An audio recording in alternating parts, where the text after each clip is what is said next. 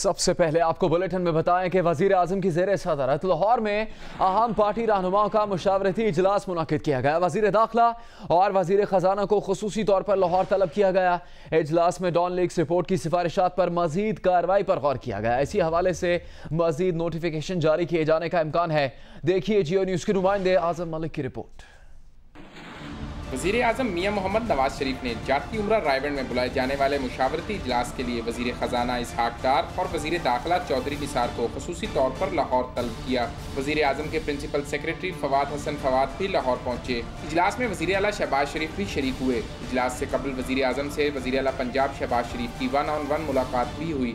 इजलास 2.5 घंटे जारी रहा, जिसमें डॉन लीक्स के हवाले से वज़ीर आज़म हाउस से जारी डायरेक्टिव पर पाक फौज की जानिब से उठने वाले एतराज़ात ज़ेरे गौर आए। वज़ीर आज़म की जानिब से JIT रिपोर्ट के पैरा 18 में जिन सिफारिशात की मंजूरी दी गई, इस पर मजीद नोटिफिकेशन जल्द जारी करने के बारे में फैसला किया गया। इजलास में कहा गया कि मजीद कार्रवाई इस तरीके से की जाए कि पाक फौज के तहफ़्फ़ुज़ात दूर हो जाएँ।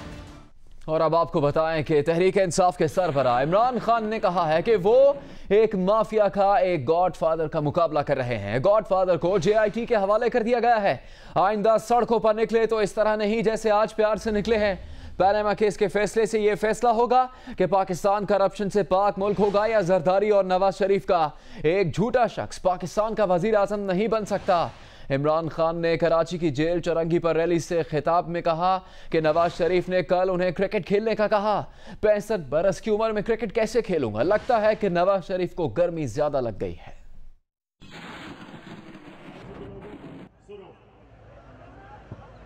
मैं उस गॉडफादर का मुकाबला कर रहा हूं जिसको सुप्रीम कोर्ट के जज ने कहा है कि वो पाकिस्तान का सबसे बड़ा माफिया। गॉडफादर JIT के हवाले कर दिया है।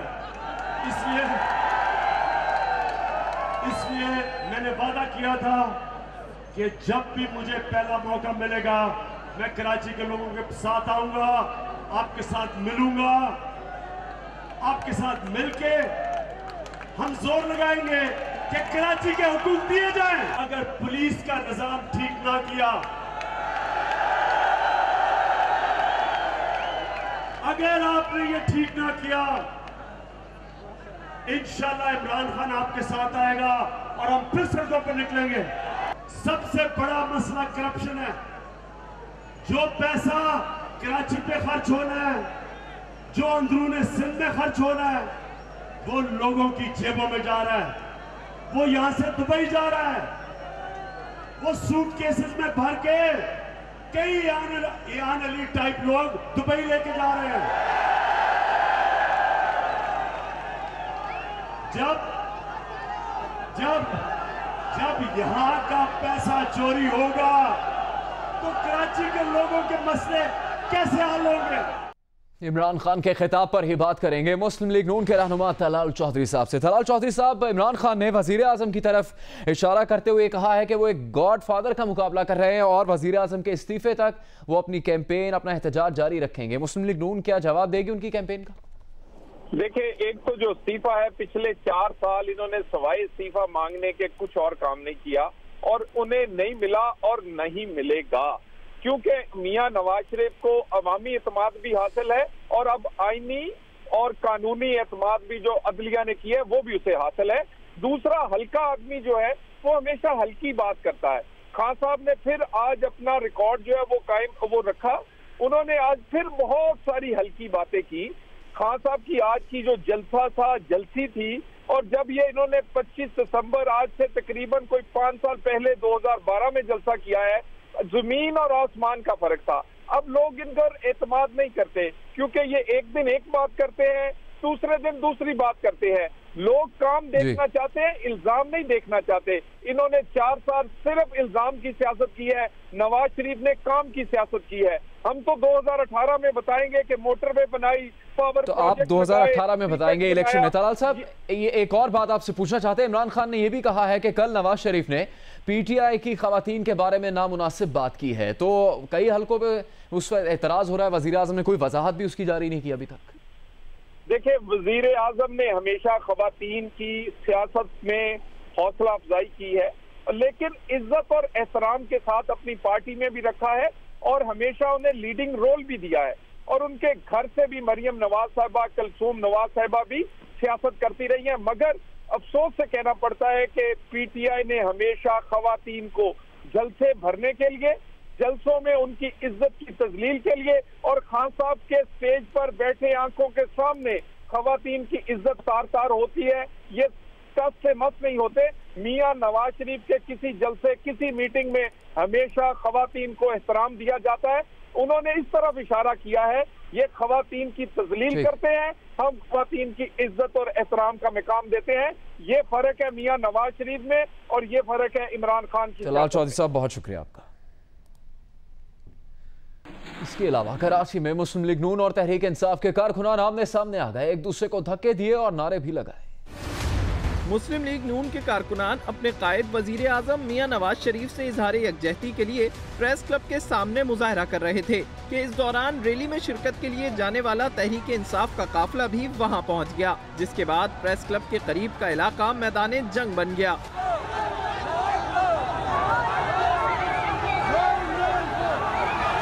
कारकुनान ने पहले एक दूसरे के लीडरों के खिलाफ नारेबाजी की और फिर एक दूसरे को धक्के दिए और तशद्दुद शुरू कर दिया, जिससे कुछ कारकुनान मामूली जख्मी भी हुए। बाद में पुलिस ने मौके पर पहुंचकर सूरत हाल को काबू किया।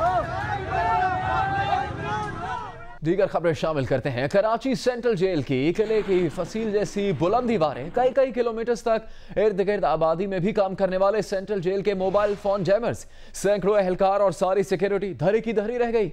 सेंट्रल जेल की सिक्योरिटी के ढोल का पोल एक खातून कैदी ने खोल दिया। फरार की कोशिश, इलाका मकीनों ने शोर मचाकर नाकाम बनाई।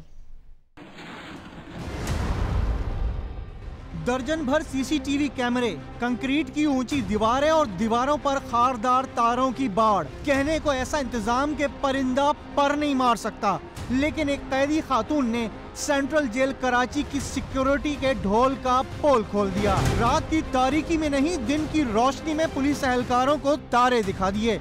आंखों में धूल झोंक कर जेल की मरकजी दीवार तक जा पहुंची। 20 फुट ऊंची रुकावट पार करके सड़क पर उतरने वाली ही थी कि वहां से गुजरने वाले शहरियों ने पकड़ो पकड़ो का शोर मचा दिया। वो तो खैर हुई, पुलिस वालों को ये आवाज बर वक्त पहुंच गई। जिस दीवार पर खातून किसी सहारे के बगैर पहुंची थी, वहां से उसे सीढ़ी लगाकर उतारा गया और वापस जेल के अंदर पहुंचा दिया गया।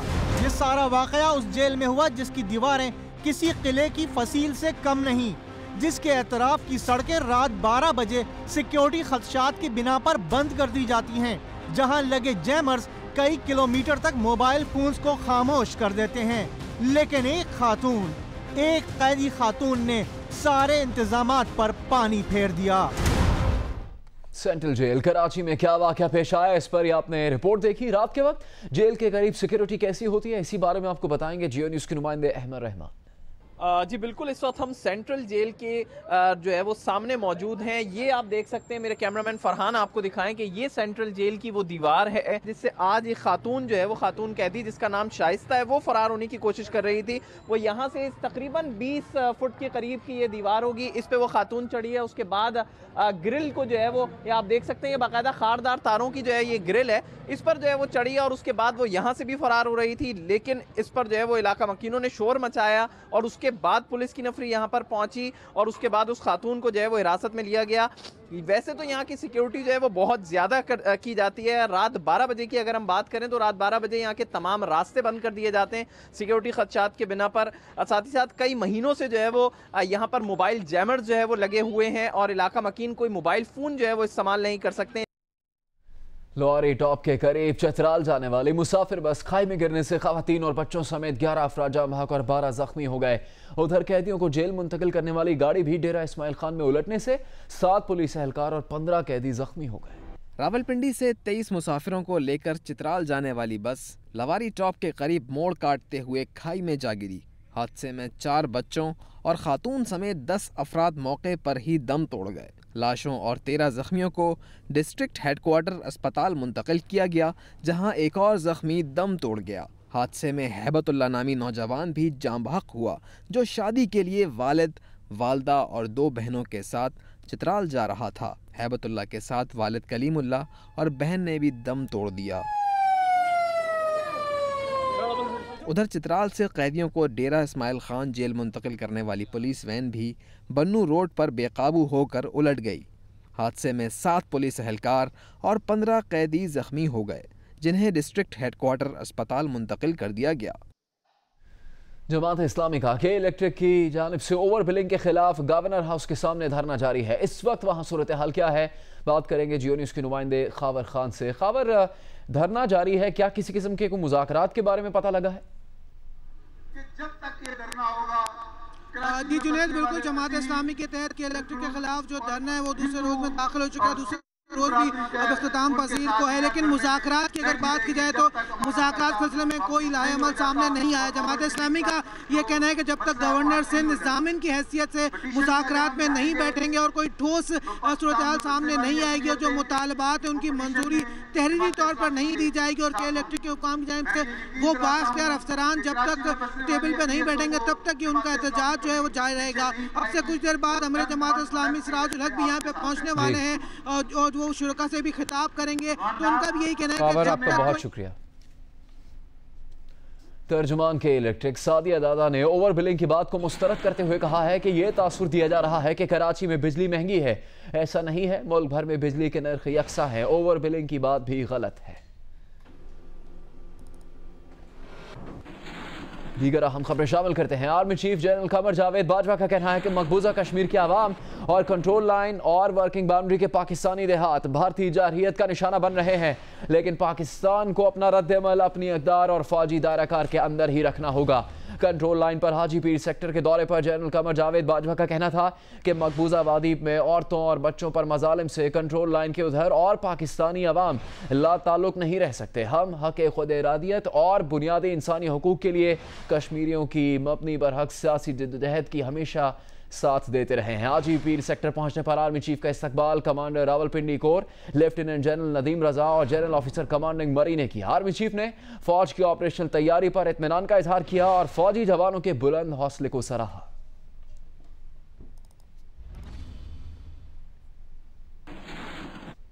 अमीर जमात इस्लामी सिराजुल हक ने कहा है कि वजीर आजम के पास इस्तीफे के सिवा कोई रास्ता नहीं है। लाहौर में खिताब करते हुए सिराजुल हक ने कहा कि क्या वजीर आजम ये चाहते हैं कि यहाँ 77 जैसी तहरीक चले?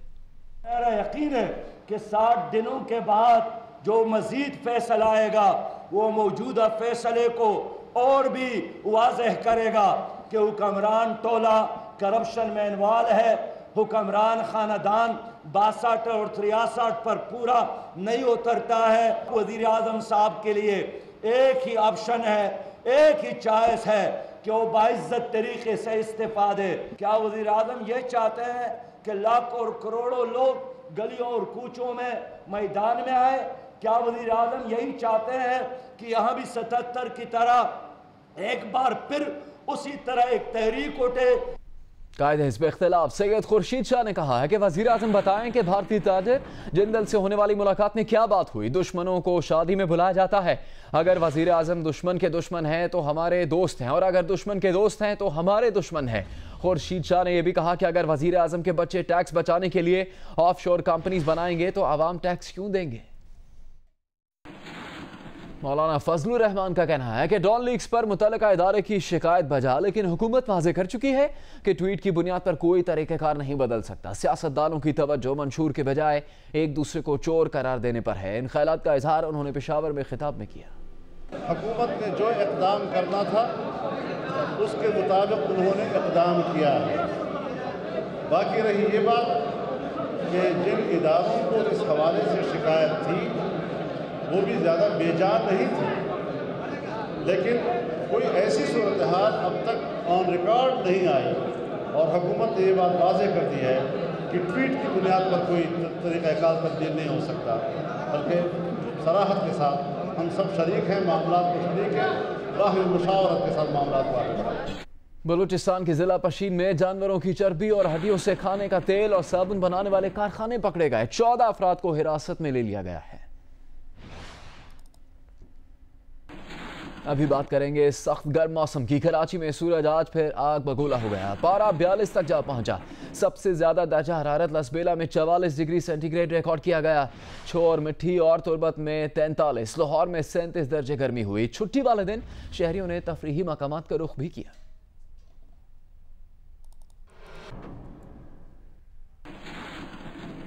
सुप्रीम कोर्ट के साबिक चीफ जस्टिस इफ्तिखार चौधरी ने सिंध तरक्की पसंद पार्टी के चेयरमैन कादिर मक्सी और कौमी अवामी तहरीक के सदर अयाज लतीफ़ वलीजो से मुलाकात की और मुल्क की सूरत हाल पर तबादला ख्याल किया। हैदराबाद में इफ्तिखार चौधरी ने कादिर मक्सी और अयाज लतीफ़ वलीजो से मुलाकात की। इस मौके पर मीडिया से गुफ्तगू करते हुए अयाज लतीफ़ ने कहा कि पीपल्स पार्टी सिंध दुश्मन जमात बन चुकी है। सिंध में करप्शन के खिलाफ तमाम जमातों से बात की जाएगी। जबकि कादिर मक्सी का कहना था कि बादशाह बनकर मुल्क में हुक्मरानी की जा रही है। मुल्क में सही हुक्मरानी का तरीक़ेकार तय होना चाहिए। हुकूमत को चाहिए कि डॉन लीक्स की रिपोर्ट शाया करे। मुल्क के मुख्तलिफ शहरों में सूरज ने आंखें दिखाई तो शहरियों ने छुट्टी के रोज गर्मी की शिद्दत को कम करने के लिए नहरों और झीलों का रुख किया।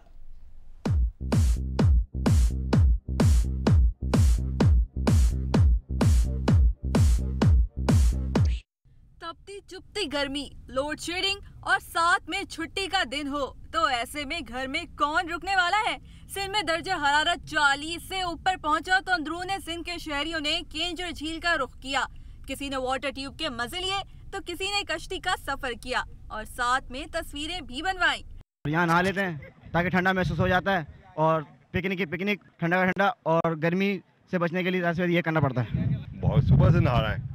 हाँ, खाने के लिए तो हम लोगों ने बोतलें हैं, बिरयानी बनाई यहीं पर ही, चिकन कढ़ाई है। पंजाब में भी गर्मी के सताए शहरियों ने छुट्टी के दिन नहर किनारे गुजारा। मन चले नौजवानों ने गर्मी भगाने के लिए नहरों में खूब डुबकियां लगाईं।